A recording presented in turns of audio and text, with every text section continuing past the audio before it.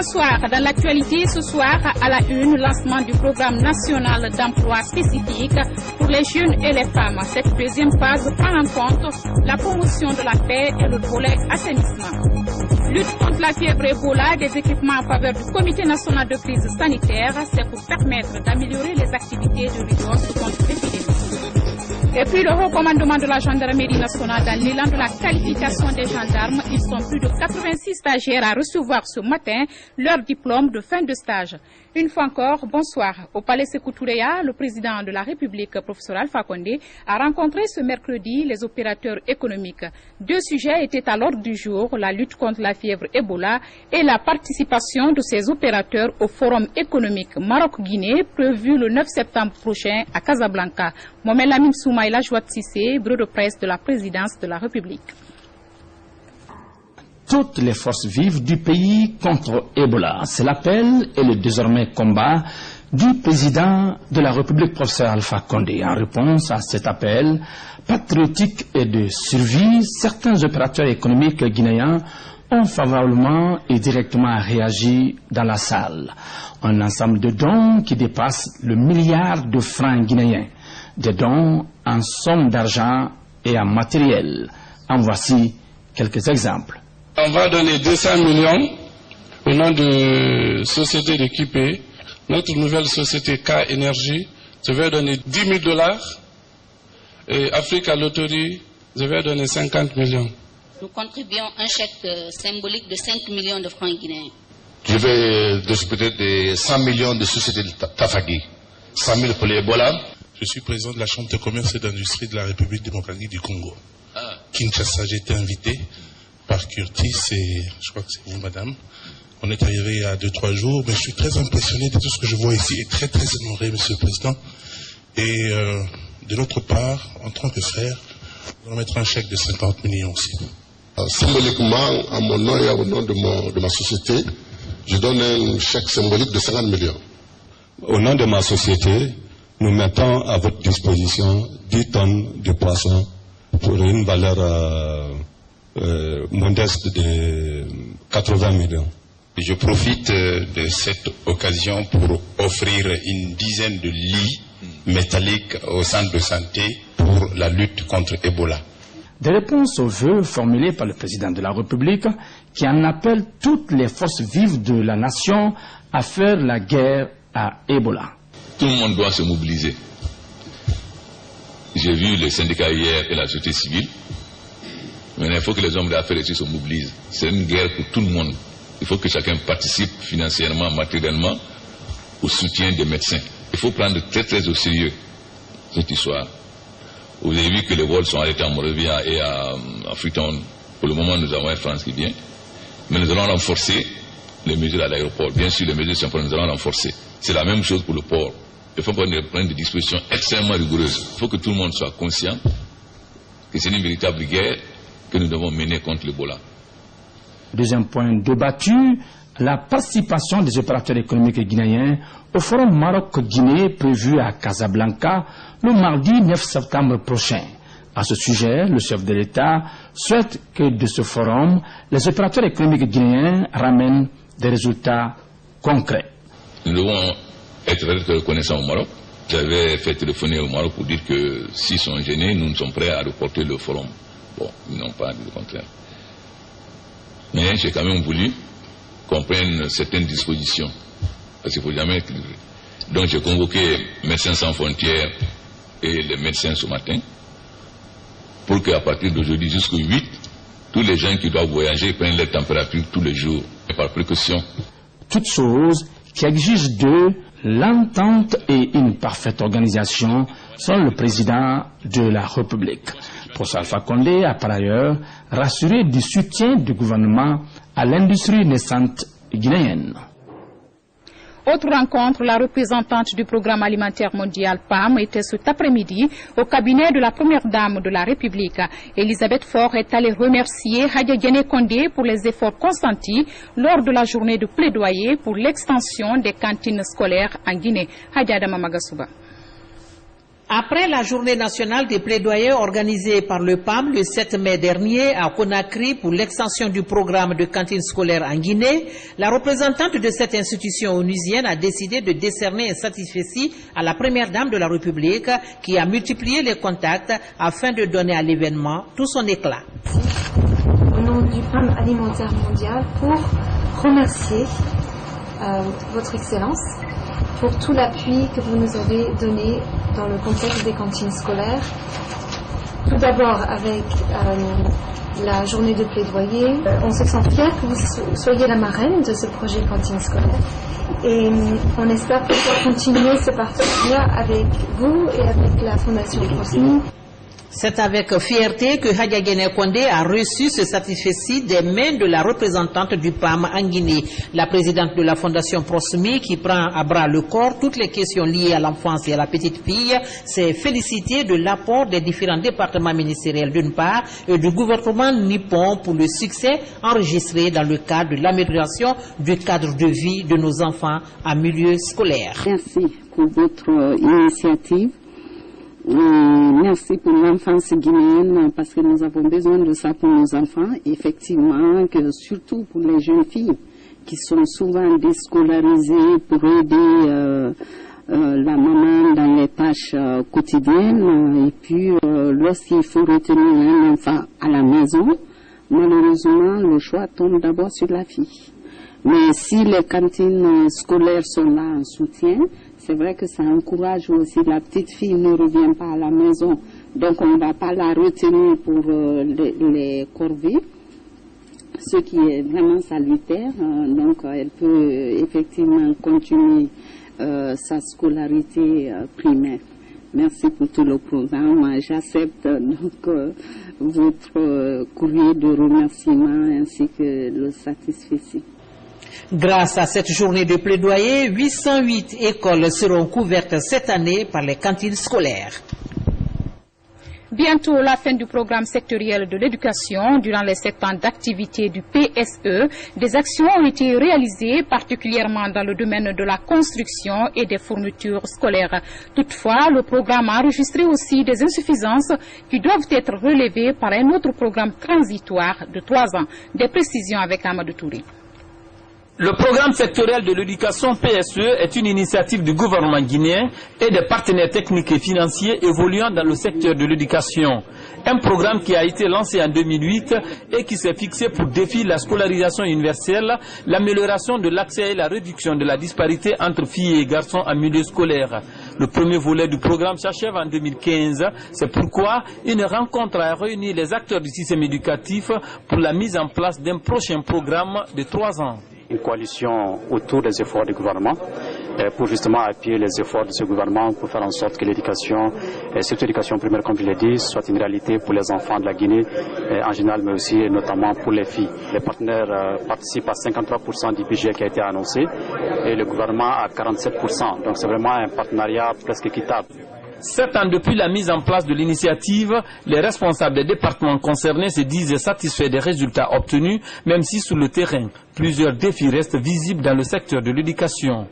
Nouveau programme qui bénéficie d'un financement de 53 millions de dollars US va se donner donc sur 3 ans et va venir parachever les objectifs du programme finissant en termes d'accès des enfants à une éducation de qualité, en termes de qualification du système éducatif et surtout en termes aussi de l'amélioration de la gestion du secteur éducatif. L'action menée par le gouvernement pour faire en sorte que notre école se qualifie aujourd'hui est soutenue par les partenaires techniques et financiers. Ça aurait été autre chose, les partenaires techniques ne se seraient pas engagés. Donc vous avez bien suivi tout à l'heure le porte-parole, le chef de file, qui l'a dit très sereinement que les partenaires techniques et financiers s'engagent à poursuivre les réformes au niveau de notre école, en tout cas apporter les appuis nécessaires afin que notre école puisse se perfectionner. 3000 salles de classe ont été réalisées depuis la mise en place du programme. Le taux de scolarisation a connu une hausse de 59% en moyenne dans le pays entre 2012 et 2013. Cependant, de fortes disparités restent observables entre filles et garçons dans les écoles rurales du pays et un taux d'achèvement du cycle primaire très faible pour les jeunes filles en milieu rural. Je vous le disais en titre, lancement ce matin du programme national d'emploi spécifique pour les jeunes et les femmes. Il s'agit de la deuxième phase du projet qui prend en compte plusieurs volets, notamment l'assainissement et la promotion de la paix. C'est un programme financé à plus de 2 500 000 $ américains. Alia Kamara, reportage. La Guinée est actuellement confrontée à la dure épreuve des ripostes contre la fièvre Ebola. L'interruption de la chaîne de propagation de cette maladie passe aussi par des programmes simples comme la sensibilisation ou encore l'assainissement. D'où l'intérêt de ce projet d'aménagement des espaces publics qui entre dans sa phase 2.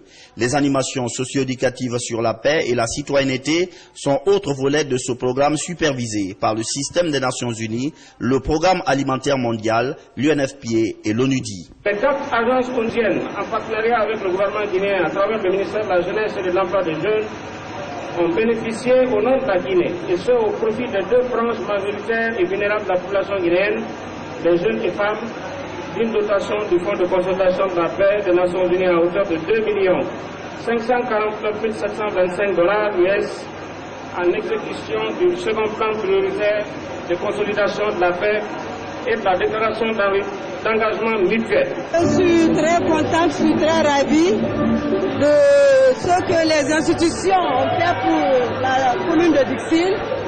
Et ces équipements, je vous rassure que ces équipements les bénéficiaires auront ça.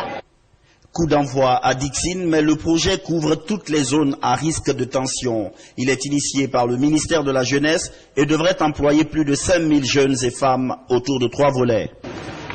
L'assainissement et la valorisation des déchets solides, l'appui aux activités génératrices de revenus pour les jeunes et femmes vulnérables et l'animation des activités socio-éducatives autour de la culture de la paix et de la citoyenneté.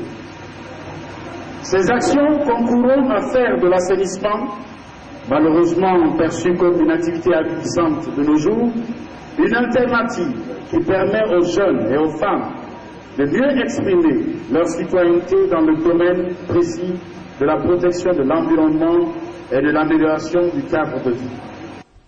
Bientôt 1500 groupements d'intérêt économique vont être opérationnels. Ils seront déployés dans toute la capitale pour des actions d'assainissement. En bref, le ministre de la Communication invite les responsables de l'ensemble des sociétés de distribution d'images et des programmes de télévision en République de Guinée à une réunion de travail le lundi 8 septembre 2014 à 10h au département de la Communication. Conakry 2 septembre 2014, le ministre Alucienne Makanera Kake. On ouvre à présent le dossier Ebola avec ce don d'équipement d'une valeur de 4 milliards de francs guinéens destiné à la région forestière. Un geste de l'UNICEF Guinée pour appuyer les efforts du gouvernement dans la lutte contre cette épidémie. Hadjaram Toulay Touré, compte rendu. Ce lot de matériel offert par l'UNICEF à la Guinée participe aux efforts consolidés du système des Nations Unies à la réponse nationale et suite à la déclaration du président de la République de l'état d'urgence sanitaire en Guinée. Le lot est composé de motos, de matériel informatique et logistique, de produits d'hygiène, d'assainissement et d'éducation. À la remise des équipements, le représentant de l'UNICEF a précisé que ce don est destiné à la région forestière pour permettre la mobilité des agents dans la lutte contre la fièvre Ebola. Cette épidémie a fait beaucoup de victimes. Parmi elles, il y a aussi des enfants. En effet, 103 ont été affectés par la maladie et 70 en sont décédés. Nous estimons qu'au moins 2000 enfants sont devenus orphelins à cause d'Ebola, soit de la mère, soit du père, ou soit des 2 parents.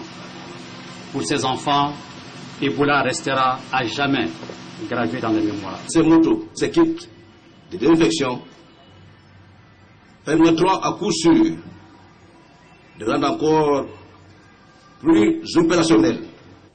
De son côté, la coordinatrice résidente du système des Nations Unies en Guinée a réaffirmé le soutien de toute la communauté humanitaire pour aider les pays touchés à sortir de cette épidémie. L'épidémie de la fièvre Ebola, déclarée en Guinée depuis le mois de mars 2014, est apparue comme un nouveau défi de développement dans le pays touché et particulièrement pour la Guinée. Le ministre de la Coopération internationale a salué ce geste de l'UNICEF à la Guinée dans la lutte contre la fièvre à virus Ebola.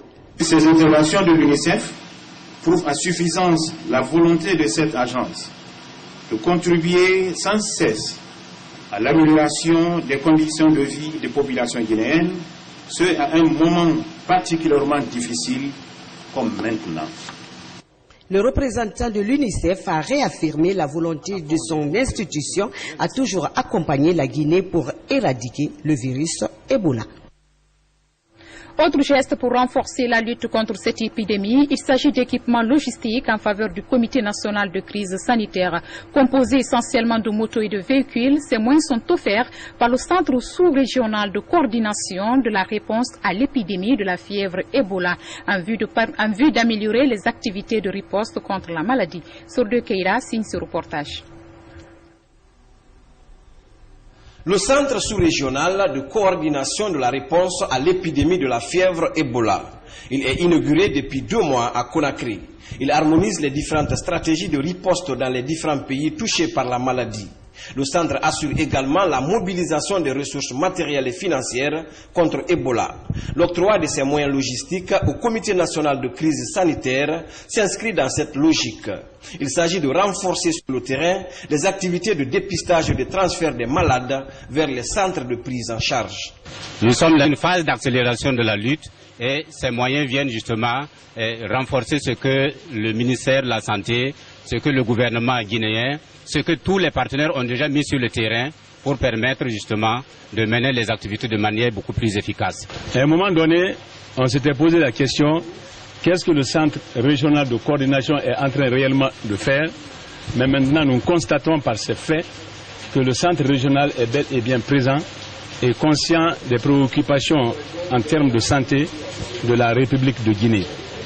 Donc, je voudrais rassurer, puisque si nous voulons arrêter la maladie, il y a un certain nombre d'activités qui doivent être développées sur le terrain et qui doivent être normalement le socle de toute notre stratégie. Il s'agit de rompre la propagation. Les dégâts humains sont faits, ces chiffres existent, on ne peut pas les réparer, donc ce n'est pas les chiffres qui doivent constituer notre stratégie, mais c'est plutôt le dispositif mis en place qui doit être notre stratégie. Pour un coût estimé à plus de 600 millions de francs guinéens, ces moyens logistiques arrivent au moment où la fièvre connaît sa plus grande recrudescence dans les 3 pays de la sous-région ouest africaine. Ils viennent renforcer le dispositif de contrôle le long des frontières sud de la Guinée, tout en améliorant les mécanismes de sensibilisation dans les zones où la réticence des populations aux services de santé se fait encore sentir. L'actualité Ebola, c'est aussi cette rencontre d'échange entre les imams et les prêtres de la capitale sur les mesures préventives du virus. Il est question d'inviter ces leaders religieux à axer leurs sermons sur la sensibilisation afin de briser la chaîne de contamination. Une initiative qui s'étendra sur les 7 régions administratives du pays. Des précisions en images, Abdoulaye Diallo. Les leaders religieux se mobilisent pour barrer la route à la fièvre hémorragique à virus Ebola. Ils estiment à cet effet que le renforcement des capacités des imams et prêtres est incontournable. Ensemble, ils décident de s'investir dans l'éradication de l'épidémie qui, jusque-là, reste sans vaccin certifié. Donc nous sommes résolument engagés et nous tenons à donner la bonne information, surtout à arrêter les mauvaises rumeurs qui circulent et qui nous créent suffisamment de problèmes. Également briser, si vous voulez, la barrière des indécis. Il y a jusqu'à présent, malheureusement, des gens qui se demandent est-ce que ça existe, est-ce que ça n'existe pas. Je pense que le débat là est clos. Il faut passer aussi à l'information, parce que quand on n'est pas informé, on est ignorant. Et tant qu'on est ignorant, c'est une grave maladie. Donc mon devoir, c'est d'aller informer les gens et dans les prêches, dans les camps, dans d'autres organisations qu'on peut faire, pour que les gens soient bel et bien informés que cette maladie existe et qu'est-ce que nous devons faire pour que cette maladie soit éradiquée de notre pays. Dans les lieux de culte, ces religieux vont également axer leurs sermons sur les mesures préventives pour réduire la propagation de l'épidémie. Les religieux ne doivent pas être informés dans toutes les situations qui concernent la nation guinéenne. chacun n'a qu'à s'embarquer dans cette pirogue pour lutter contre Ebola. Et si nous ne luttons pas contre l'Ebola, nous ne savons pas, nous ignorons totalement est-ce que quelqu'un sera épargné, est-ce que quelqu'un ne sera pas épargné. Donc ça concerne toute la nation guinéenne. Dans les jours à venir, les organisateurs comptent élargir la campagne de sensibilisation aux 7 régions administratives du pays, ce qui devrait permettre à la Guinée de rompre la chaîne de propagation de la fièvre Ebola. Coup de balai ce matin au service psychiatrique du CHU de Donka, l'Alliance pour la promotion et la protection des aliénés mentaux, qui en est l'initiatrice, a également octroyé un important lot de kits d'hygiène aux 10 services. Fatmata Kourma. L'assainissement et le don de kits d'hygiène sont des activités qui sont menées aujourd'hui par l'Alliance pour la promotion et la protection des aliénés mentaux au service psychiatrique de l'hôpital Donka. Pour cette ONG, il s'agit d'offrir un environnement sain aux personnes souffrant de dépression mentale. Notre objectif par les malades mentaux, c'est promener dans la rue en Guinée sur toute l'étendue du territoire national. Parce que nous avons trouvé que c'est pas normal qu'un être humain mange dans les poubelles. Nous avons trouvé que c'est pas normal qu'un être humain marche à pied à des milliers de kilomètres. Et c'est pourquoi l'ONG Abdam s'est engagée pour, n'est-ce pas, le bien-être des malades mentaux de la République de Guinée. Les responsables se félicitent de l'initiative. Je trouve que c'est une action qu'il faut saluer. Et cette activité, vous êtes sans savoir que les malades mentaux sont le parent pauvre des malades. L'Alliance pour la promotion et la protection des aliénés mentaux est une ONG créée il y a 2 ans. Avec 15 membres, son objectif est la protection des malades mentaux. Autre grand titre de cette édition, cérémonie de remise de diplôme aux gendarmes stagiaires à l'école de Symphonia. Il s'agit de 3 promotions de CPO, entendez, cours de perfectionnement des officiers de gendarmerie territoriale, et la 10e promotion des officiers de police judiciaire. La cérémonie s'est déroulée en présence des autorités militaires et membres du gouvernement. Sergent Alassane Gabi, correspondant de la presse militaire. Après 5 semaines de cours de perfectionnement, ces officiers vont rejoindre leurs différentes unités, ayant la compétence de commander avec efficacité, car ils ont appris l'éthique et la déontologie, la gestion des unités, le commandement opérationnel et le droit international humanitaire. Je crois que ces moments d'intense activité intellectuelle, morale et physique vous ont permis d'acquérir de nouvelles connaissances qui vous permettront, en plus du commandement des unités territoriales, de prendre la direction des enquêtes d'envergure se rapportant tant à la police judiciaire qu'à la police administrative. Comme ces commandants d'unités de gendarmerie territoriale, ces gendarmes au nombre de 42 reçoivent leur diplôme d'officier de police judiciaire au terme de 5 mois de stage à l'École nationale de gendarmerie de Symphonia. La Guinée a besoin d'une gendarmerie professionnelle, efficace. A besoin d'une police judiciaire efficace également. La justice a besoin d'une gendarmerie efficace. Des OPJ efficaces. Sans OPJ, sans gendarmes professionnels, j'oserais dire, il n'y aura pas de justice, notamment la partie pénale. Ceci prouve en suffisance que la gendarmerie a vite compris que le vaste programme de réforme des forces de défense et de sécurité passe inéluctablement par la formation de ces cadres. Cette série de formations a pour objectif faire de la gendarmerie nationale une force de sécurité intérieure, républicaine, efficace au service de la démocratie et des populations guinéennes.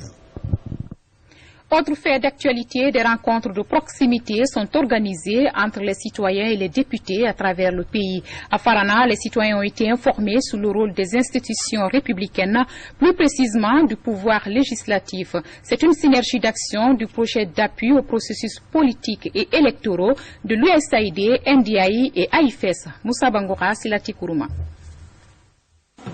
Informer les participants sur le travail accompli depuis la mise en place de l'Assemblée nationale et recueillir leurs doléances afin de mieux répondre aux défis de développement. C'est la toile de fond de cette rencontre de proximité entre députés et citoyens.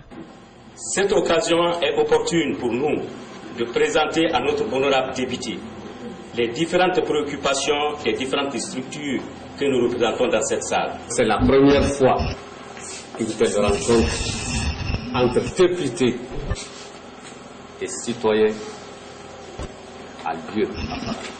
C'est une très bonne chose et nous demandons à monsieur les députés de poursuivre cela parce que ça permet aux uns et aux autres de partager les informations sur les préoccupations internes et les préoccupations nationales. Initié par le projet d'appui au processus politique et électoraux en synergie avec l'Agence des États-Unis pour le développement international. C'est le Centre d'éducation civique et électorale de Farana qui a servi de cadre à ce rendez-vous du donner et du recevoir. Parallèlement, la même opération se déroule à l'Abbé où le député uninominal était face aux représentants des différents secteurs socio-économiques. Objectif, expliquer à ses citoyens le rôle de l'Assemblée nationale dans un État démocratique. Falilou Diallo, Abdoulaye Diallo. Les députés sont en vacances parlementaires. Cette période permet aux élus du peuple d'être à l'écoute de leurs concitoyens. À l'Abbé, le député uninominal a informé ses concitoyens des activités menées au sein du Parlement. La rencontre de ce matin, comme indiqué dans la lettre d'invitation, repose sur des objectifs fondamentaux, à savoir 1. Permettre aux députés que je suis de vous faire le compte-rendu des activités parlementaires depuis l'installation de l'Assemblée nationale. Et deuxièmement, recueillir vos préoccupations, c'est-à-dire des citoyens à la base, afin de les prendre éventuellement en compte lors des prochaines sessions parlementaires. Les autorités de la région administrative de l'Abbé ont salué cette rencontre de partage qui concourt à la promotion de la paix. Vous participants, vous n'avez pas besoin ici aussi de se préoccuper d'autre chose, sauf de relever les défis que nous devons atteindre ensemble. Les défis du développement surtout. Avec ses concitoyens, le député uninominal de l'Abbé a fait le tour d'horizon des grandes questions de la session inaugurale et de la session ordinaire des lois de finances. Pour Sylou Baldé, 27 projets de loi ont été soumis au Parlement. 7 sont retenus par le gouvernement, 2 renvoyés en session extraordinaire et 18 adoptés. Page souvenir de ce journal, les insulaires se souviennent du naufrage du 31 août 2012 au large du port de Boulbinet. Un drame qui a coûté la vie à une vingtaine de personnes et des portées disparues. 2 ans après, une cérémonie de prière a été organisée à la mosquée de Kassa et une messe spéciale en hommage aux victimes. Mamadi Terna Kamisoko. Les mémoires sont encore fraîches chez les populations insulaires des îles de Los. Il y a 2 ans, le naufrage d'une pirogue a coûté la vie à 24 de leurs fils, dont 3 sont toujours portés disparus. En ces jours anniversaires, chrétiens et musulmans prient pour le repos des âmes des victimes. Chaque année, nous sommes obligés de penser à nos parents qui sont restés dans l'eau. En même temps, penser aux autres parents qui sont décédés. Donc c'est pourquoi chaque année, nous organisons cette lecture du Coran pour prier pour le pays, pour prier pour le professeur Alpha Condé. La messe a été dite en leur mémoire afin que leur âme repose en paix et qu'un tel acte soit éloigné des îles de Los.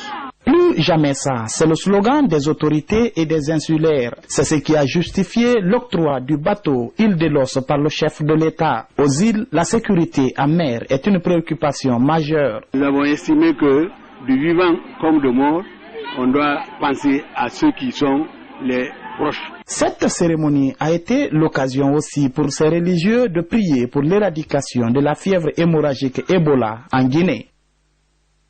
En bref, l'église catholique de Guinée en deuil, l'abbé André Sow, prêtre, a tiré sa révérence le 26 juillet dernier des suites de maladie. Parents, collaborateurs et amis lui ont rendu un dernier hommage à travers une messe d'action de grâce à la cathédrale Sainte-Marie. L'illustre disparu a beaucoup œuvré pour l'épanouissement de l'église de Guinée. L'abbé André Sow a rejoint sa dernière demeure au jardin de l'archevêché de Conakry. Que l'âme de l'abbé Sow repose en paix. Amen.